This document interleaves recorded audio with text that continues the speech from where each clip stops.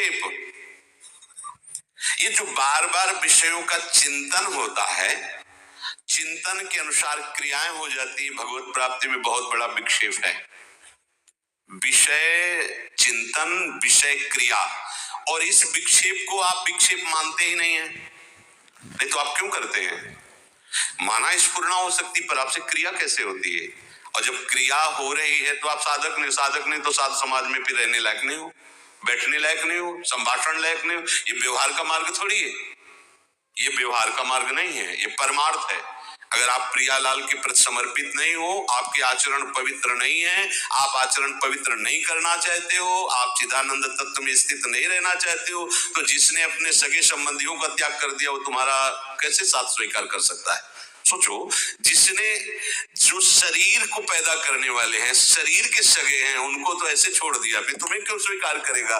तुम्हें तो इसीलिए स्वीकार किया ना कि तुम वास्तविक सगे हमारे हो, प्रियालाल से संबंध रखते हो, विषय निर्विकारता की तरफ आगे बढ़ रहे हो, तो स्वागत है आपका हमारे सगे संबंधियों, हमारे स्नेहियों। नाते नेह राम के मनियत सुहृद सुसेव्य जहालो, अंजन कहाँ आंख जो फूटे, बहुतक कहो कहा लो। वो अंजन किस काम का जो आंख फोड़ दे, वो मित्र किस काम का, वो शिष्य किस काम का, वो संग किस काम का, जिसके चिंतन में हमें प्रियालाल ना दिखाई दे, जिसके आचरण में प्रियालाल के प्रति समर्पण न दिखाई दे, किस बात का मित्र? बहुत सावधान। विक्षेप से मुक्त होने के लिए अनात्म पदार्थों का चिंतन, उनके भोग की वृत्ति, उनमें सत्यत्व बुद्धि, सुख बुद्धि, इसका त्याग करना होता है।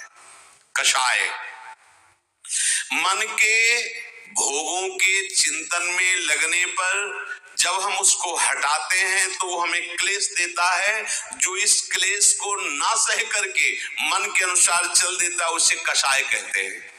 प्रायः कोई बिरला ही सूरवीर होता है जो इस बात को सह पाता है।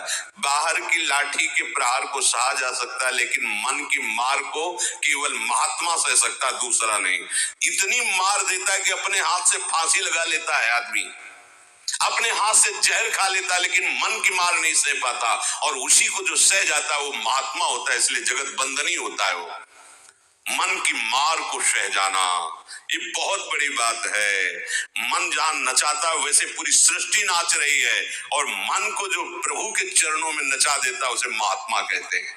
और नाम में सामर्थ्य है, ये सामर्थ्य आप में जागृत नाम करेगा। भोगों से हटाने में जो क्लेश होता है उस क्लेश को मन तुम्हारे हृदय में पैदा करेगा, उसको सहो। यम ही न व्यथयन्ते ते पुरुषम पुरुषर्षभ, हे पुरुषों में श्रेष्ठ अर्जुन, जो इस मन के द्वारा दी हुई व्यथा से व्यथित नहीं होता वो परम पद का अधिकारी होता है। ये अंदर बैठा लिए बात, ये अंदर बैठाने की है। और जो उस मन की जलन को मिटाने के लिए मन पर दया करके उसकी आज्ञा के अनुसार बर्ताव करता है वो भगवत प्राप्ति से विमुख हो जाता है। ये मन बहुत थोड़ी देर तो मनोरंजन चाहिए ना, हाँ यही तो चाह रहा हो, थोड़ी देर दो, पूरी सामग्री 24 घंटे के लिए जमा कर लेगा। मन को अगर आपने थोड़ी देर के लिए भी उसको छूट दे दी तो इतना चतुर खिलाड़ी है कि 24 घंटे तुमसे युद्ध करने के लिए वो सामग्री तैयार कर लेगा। हर समय उस पर नजर रखनी, सोते जागते उठते बैठते देखना, इंद्रियों की न घोड़े भगे, रात दिन इनमें संयम के कोड़े लगे, तभी उसको इनाम मिलता है। इस बात का क्या, अखिल लोक चूड़ामणि प्रभु स्वयं उसे गले लगाते हैं। आओ बहादुर, मेरी माया का त्याग करके मेरे प्रति आयो। जब तुमने मेरे को देखा नहीं था, मेरे से मिले नहीं थे, तब केवल मेरी बात सुनकर तुमने संसार का त्याग किया, इसलिए मैं बिक गया तुम्हारे हाथ। जो लोग कहते हैं ना कि प्रभु को तो देखा नहीं सुना नहीं, वो देख रहे हैं। जिनको हमने देखा नहीं, जिनसे हमारी बात नहीं हुई, उनके लिए हम उनको त्याग रहे हैं। जिनको देखा है, जिनसे बात की है, जिसको हम सुख मान रहे हैं, केवल उनको रिझाने के लिए। किनको पता नहीं है, जिनका हमें पता नहीं है, जिनको हमने देखा नहीं, कभी बात नहीं, उनके लिए सर्वस्व त्याग कर दिया। तब वो आगे आके अखिल लोक ब्रह्मांडों के स्वामी हृदय से लगाते हैं और कहते हैं अहम भक्त पराधीनो, अस्वतंत्र इव द्विज। मैं परम स्वतंत्र आज अपनी स्वतंत्रता को इसके हाथ में देता हूं। मैं अस्वतंत्र हूं और ये स्वतंत्र है। अभी तक मैं सारे जगत को नचाने वाला, आज भक्त मेरा नचाने वाला बनेगा। जैसा चाहेगा भावे मोई जोई, सोई सोई करें प्यारे। अब ये जो चाहेगा वही मैं करूंगा। क्यों?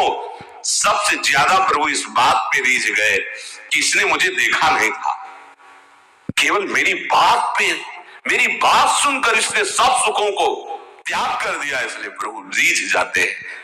एक एक आपकी वृत्ति देख रहे हैं प्रभु, एक एक चाल देख रहे हैं। ऐसा मत सोचिए कि जीवन हमने त्याग में व्यतीत किया, मुझे क्या मिला। परिणाम देखना, आजान बाहो प्रभु तुम्हें गले से लगाते मिलेंगे। और ये शरीर छूटने के बाद नहीं, शरीर में रहते हुए।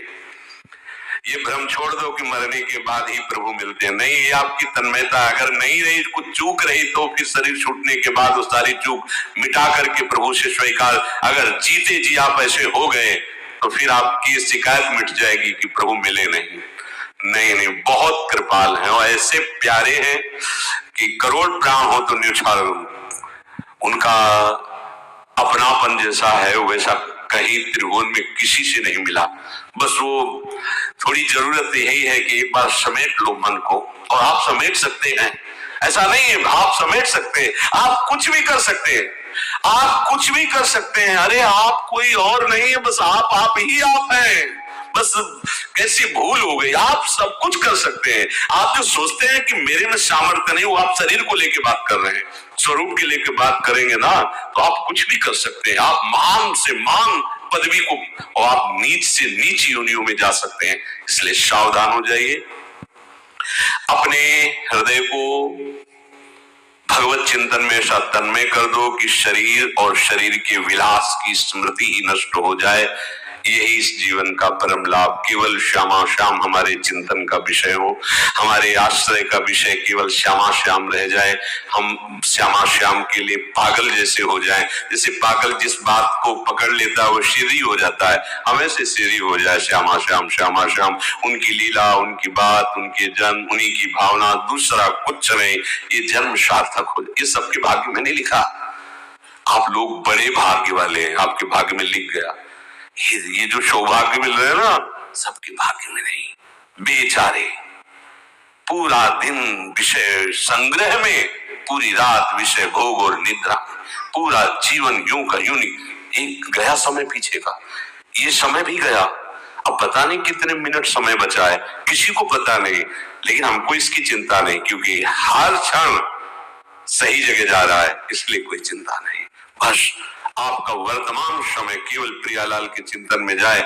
भविष्य लिख लो, ऐसा मंगलमय होगा कि ब्रह्मा जी भी प्रणाम करेंगे आपके भविष्य को, जो निश्चय हो रहा है। बिल्कुल चिंता मत कीजिए, बस चिंतन कीजिए श्री जी का। थोड़ी ये तो सुधार करना पड़ेगा। शरीर संबंधी ये जो गलत चेष्टाएं, शरीर के प्रति जो ममता रखकर भोगों में उतरना है, बंद करो। बहुत समय हो गया, बहुत जन्म व्यतीत हो गए, कहीं कुछ नहीं, केवल भ्रम। आपकी स्वीकृति, आपका मनन, यही आपको गिरा रहा है। आप सावधान हो जाइए। ये जो शास्त्र और संत जन है, ये सही सुख में निमग्न करने के लिए है। ये आपके कोई दुश्मन नहीं है। देखो, माता पिता प्यार करेगा तो प्राकृतिक वस्तु देकर आपको सुखी देखना चाहता है। बढ़िया मकान हो जाए, खूब रुपया हमारे लड़के के नाम हो जाए, बढ़िया दुल्हन मिल जाए, हर व्यवस्था हो जाए। लेकिन ये व्यवस्था सुख की नहीं है, वो नहीं जानते।